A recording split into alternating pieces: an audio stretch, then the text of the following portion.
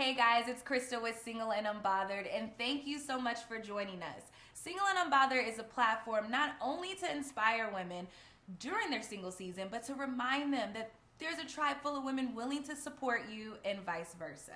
Today I'm speaking with two special ladies, and we're going to talk everything dating, from relationships to love to cheating, fashion, all that good stuff. So let me go ahead and introduce. How are you doing, Nia Parks? I'm good. How are you? Nice, I'm doing well.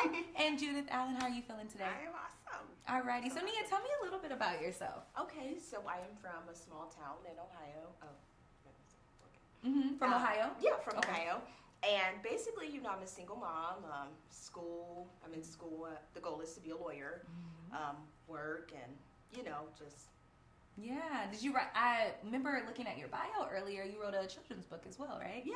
What kind of inspired you to do that? So basically, just me being busy on the grind, hustle and bustling. Right. Just always being tired, overwhelmed, jumping from one thing to another. Now I was in sports, just keeping her active and involved. Right. Just kind of inspired me to reach out to the world, and the goal is to share my story. Yeah, share my story and keep women going. Right. That's awesome. And Judith, tell me a little bit about you. Where are you from? So I'm Judith. I'm from Toronto, Canada. Loving it here in San Diego. Oh my Oh, gosh, yeah. it's so hot. It's so hard nice. to leave, huh? So I'm a mom and I'm an entrepreneur, and I'm also an author. So I'm a mom of 6. I have 3 boys, 3 girls. My heart, and I had businesses in styling and telecom. Okay. And so just tell me a little bit about, what is the struggle, or take me through the day of trying to balance work and being a mom, and then also dating. Like, how does that work? Yeah, you want to take that first? Oh, yeah, sure, absolutely. So it's so hard dating because you just need a man that accepts the fact that you have a kid and understand that sometimes you're not going to be just on the go, and then you just can't bring everyone around, your children. Oh, yeah. So that's a struggle, which is one of the reasons why I probably am single, but that's okay. So that's fine. And you mentioned, you're also an author, and you have a business and stuff like that. How do you balance that? How do you make sure you give your daughter enough attention, but also make sure that you got to eat and the bills got to get paid? Exactly. Yeah, definitely. I'm new to this entrepreneurship, but it's a struggle. But sometimes when I'm not able to be at home a lot with her, I always let her know it's going to pay off, and mommy just has to work, so. Right. And I try to get her to understand, even though, she's only 6, so. I get that. I get that.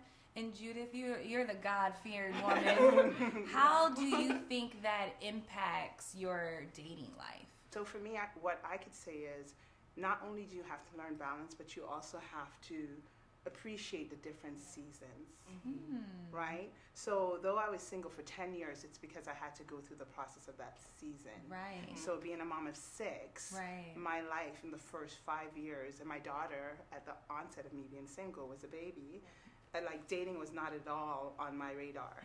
It was more or less, how do I then raise these children as a single parent, focus on a brand new baby, let them understand what's really going on, and then finding myself in this new season of being single. Gotcha. So the first 5 years was that, and then pridefully, when I felt as though, I'm a woman. Right. It's about that time. It's about that time. Let's get real. Let's get real. What's happening, So I just started to take my time, because then I had to ask myself some core questions, am I ready for this? And Lord, where do I go from here?